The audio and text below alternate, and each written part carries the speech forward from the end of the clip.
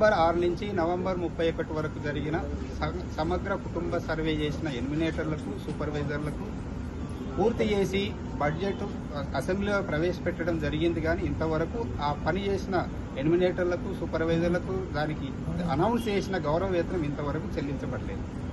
ఒక ఎలిమినేటర్లు ఎంత బాధకు లోనవుతారంటే వాళ్ళు ఒక్కొక్క కాలం 56 కాలమ్స్ సామాజిక అవసరాలని వాళ్ళ కుటుంబం యొక్క యాజమాన్య యొక్క కులం యొక్క వివరాలు వాళ్ళ ఇంటింటికి వెళ్తే ఆ కులం చెప్పడానికి ఎంత ఇబ్బంది పడ్డారో అవన్నీ తీసుకొని కూడా మా ఎలిమినేటర్లు పూర్తి చేయడం జరిగింది. దాంట్లో భాగంగానే ఉద్యోగ ఉపాధి అవకాశాలు దాంట్లో ప్రతిదీ కూడా మీరు ఎంతవరకు చదివారు, 10th చదివారా, 10th చదివితే ఎప్పుడు ఆపేశారు, అటువంటి వివరాలు అసలు చికాకుగా ఉన్న 56 కాలమ్స్ కూడా సక్సెస్ఫుల్ గా పూర్తి చేశారు.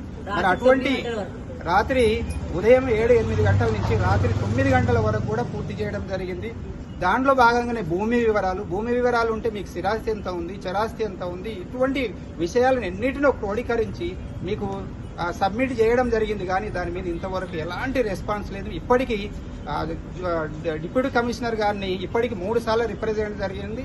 అట్లానే జోనల్ కమిషనర్ గారిని కూడా 2 సార్లు కలవడం జరిగింది. కానీ ఇంతవరకు మా సమస్యల మీద మా ఎలిమినేటర్లకు రావాల్సిన గౌరవ వేతనం ఇంతవరకు ఇవ్వలేదు.